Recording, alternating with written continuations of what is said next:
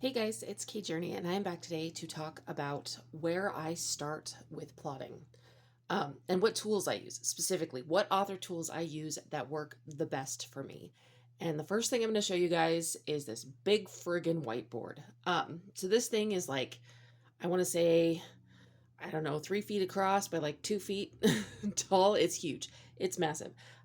We actually got it off the side of the road, so it's got some dings and stuff. It doesn't matter. Doesn't matter. You clean it up with a little bit of alcohol and it becomes like the best place to generate ideas from. So how this works is, well, how I use this is I start with idea number one. I start with idea number one, and then I branch off to potential places that it could lead me in a story. So maybe let's say I start with the idea of um, I've got a story that's a zombie story. Let's say we'll go with zombie.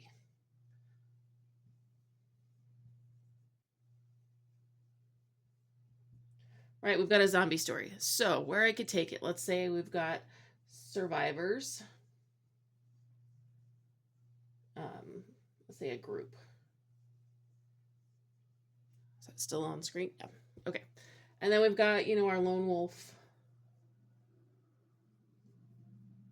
And then we've got potentially like a doctor over here. Ooh.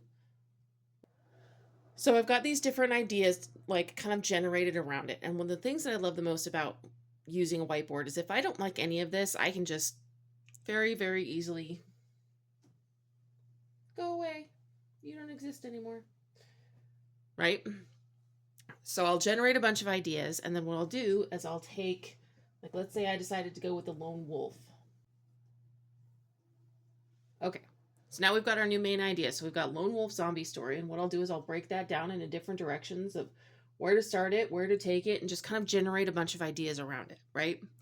And the thing I love about the whiteboard is that I can fill this whole space up with a whole bunch of ideas, take a picture of it, and then erase the whole thing and come up with a bunch of different new ideas. And it allows for kind of a rapid fire, just boom, boom, boom, these are my ideas. And instead of doing this on paper and having to kind of like flip a page and start over, I can literally just wipe it all off and start over, and I don't have to hold on to that page. I've got a picture in my phone. It's not a big deal. And then I can just move on.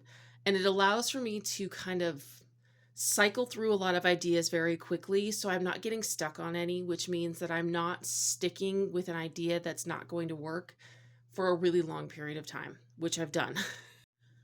And then what I do is I take all of the ideas on this board, I take a picture of it, I know what I'm doing, and then I will take it and I will turn it into something else. So what I do is I take the idea and I have all of my notes separately, right? And then I kind of put a title up there, and then I go through my 27 scenes on here.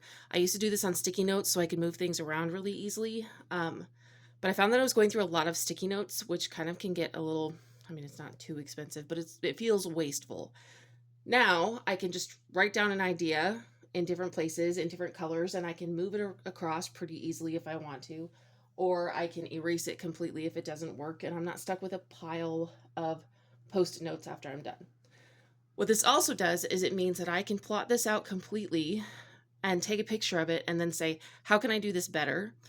And redo certain things, take a picture of it, and then say to myself, how would I change this again? And I can go through it as many times as I want to without feeling like I've lost anything because I'm not throwing away any sticky notes. I'm not having sticky notes around that have like little tiny notes written on them that I no longer understand after I've gone through idea like 4 or 5 on here. Basically, what this does is it makes sure that I can be as fluid and kind of keep the story as malleable as possible in the beginning while I'm plotting it, which means that I can change things as I go really, really easily. And then once I've figured out on here exactly what I want, or at least gotten to a place where between different, pictures, I know exactly what I want, I can put this away and get on my computer and jump into a Word document and type it all up. So what I'll do is I'll take those pictures and I'll set my phone next to the computer and I will type up exactly what I've got in each one that I really, really like. And then I have an outline in my document, in my computer, that's ready to go, that I can plug new information into, create subheadings for different scenes based on these different like plot markers, right?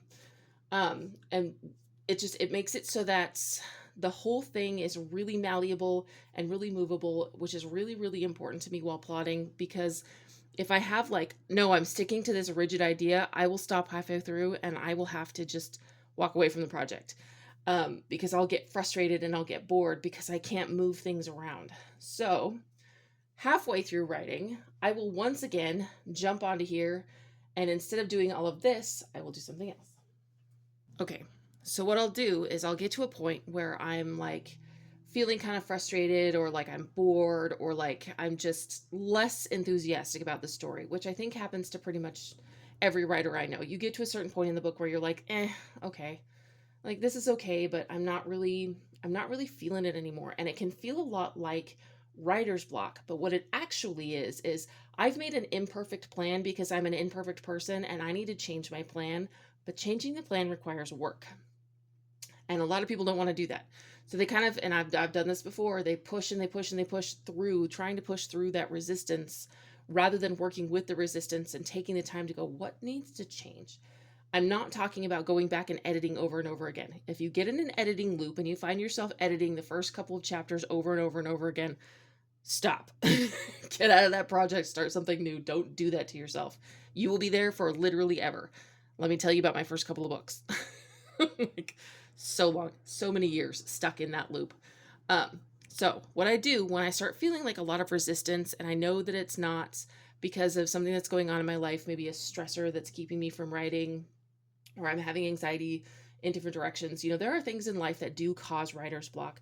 But when those things are not happening and I'm just kind of looking at the thing and going, I don't want to, this is what I do. I change it up. So I take notes to myself. I'll do it on the board, and I'll usually do one question at a time or some variation of these questions. It doesn't have to be these ones.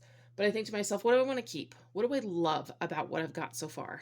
And then I think to myself, okay, what do I want to change? Like, if I could just take the rest of my plan and chuck it out the window, what could I do to make this more interesting for myself?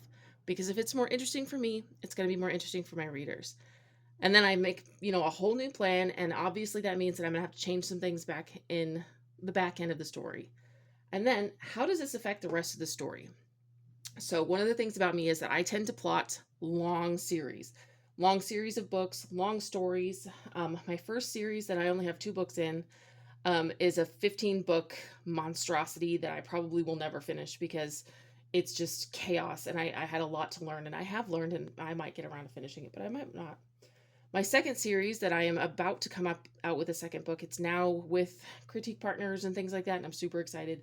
Um, but my second book and my second series, I use this process in it. And actually in the first book too, I did the same process in the first book and the second book, and it fixed the problem. Because going through and saying, hey, what's working and hey, what's not, by myself, instead of having somebody else tell you, hey, you've written, 20,000 words in this wrong direction. It doesn't work in the story, and come fix it. I can say to myself, this feels like it's going to be a lot of work in a direction that I don't want to go. So how about instead of doing all of that work, I replot? And replotting is not the same as editing. So things that I don't do in this whole replotting situation. Okay, so you guys can probably hear my dishwasher draining in the background, and it is what it is. So things that I do not do to myself while I'm doing this. First things that I don't do is I don't edit the words that I've already written. I will go through and I will make notes to myself, like at the beginning of each scene of, hey, I need to change this, but I don't actually change it until after I've written the rest of the story. So my new edits, I'll be like, I'll have this scene where that completely needs to change, and I'll say, okay, this scene needs these changes, and I'll list it before the scene. And then, or if a scene needs to be deleted completely, I will just make a note, this scene needs to be deleted completely, but I won't actually delete anything. Because I don't want to waste time or my enthusiasm, my newfound enthusiasm, going back and fixing what I wrote before. We're not going to do that to ourselves. What we're going to do is we're going to take notes on what's changing, and then move on and write the rest of the story.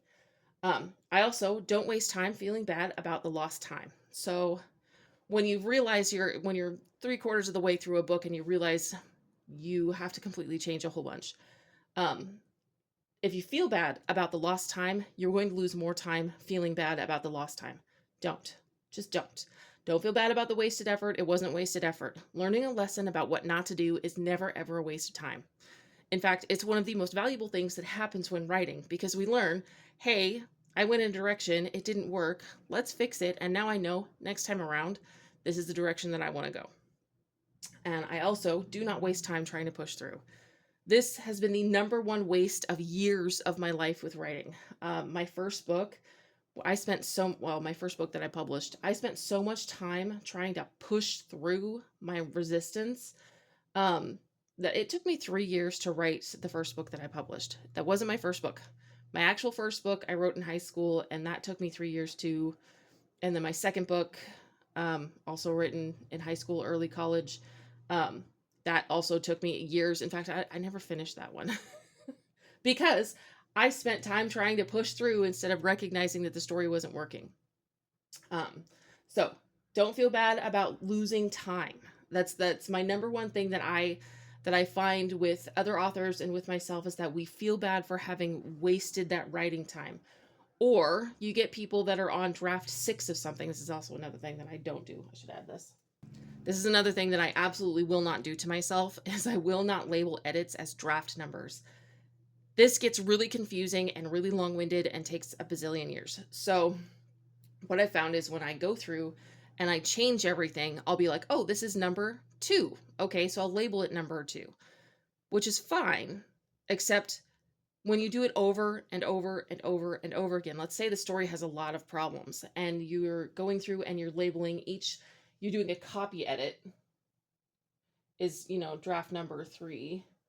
And then you've got your critique partner's thing, that's number 4. And then, number 5. You end up with this long laundry list of different drafts of the story.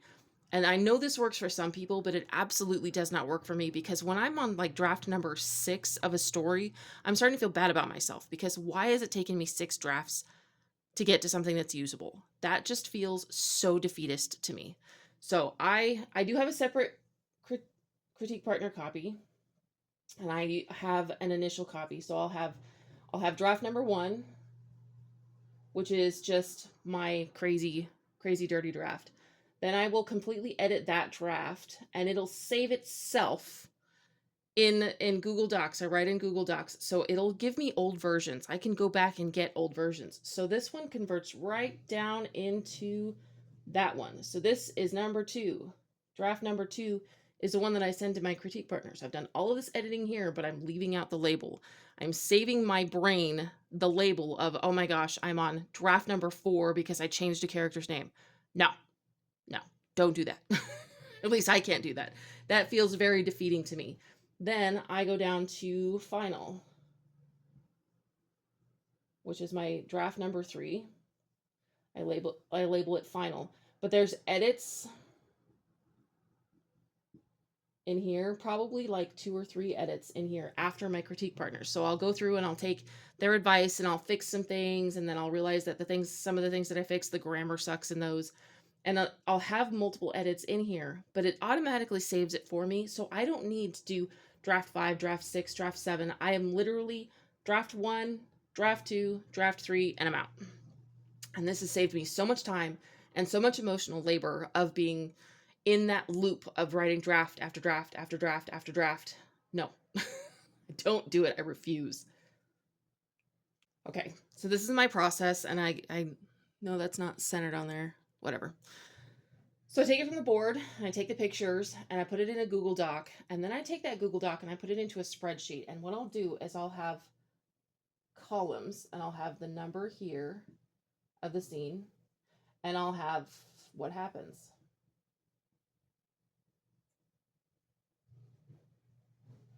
And then I will separate them out by the exact same size. So sometimes this will be a lot of text and I have to shrink it down into a smaller font, and sometimes it'll be, only a little bit of text or whatever.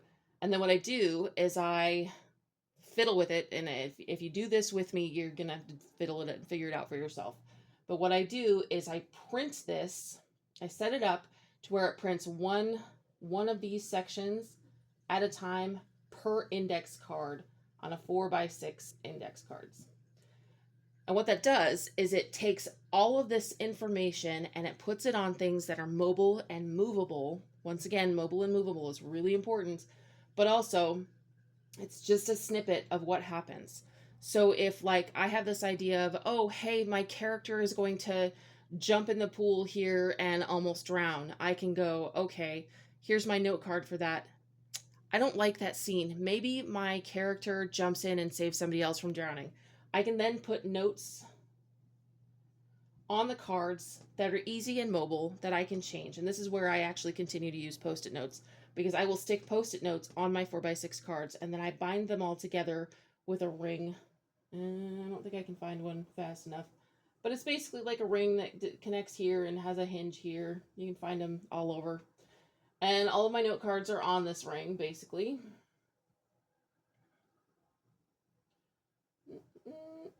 And I end up with a stack of note cards that have all of the information and the number of the scene that are movable and mobile, so I can take them out, I can put new ones in, and I don't have to print out the new ones. I can just write it by hand and plug it right in. So like if I know I've got scene 25 and I've got scene 26, but I realize I need 2 more scenes in here, I can do 25.2, 25.5. Oh, I need another one. I've got 25.8, and they all get to go shoved in between these 2 scenes in the note cards. And I can go back and put them in the doc. Sometimes I do that, but sometimes I just skip the rest of this.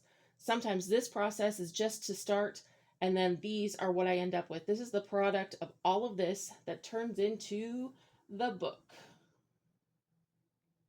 Yay! So like, I've just illustrated my entire process here. I woke up this morning wanting to talk about whiteboards and ended up going here with it. And you know what? I'm going to go with it. So this is how I plot. It's so much easier if you are like hoarding a bunch of notebooks and writing everything down. Try a board. Try getting yourself a whiteboard. It costs about the same as a really good notebook, and it works so well. Anyway, I'm done advertising for whiteboards. Thank you guys for watching. I will be back next week with something else. I have no idea what. All of my plans went completely out the window because life has been lifing. But I will be back then, and thank you so much for watching.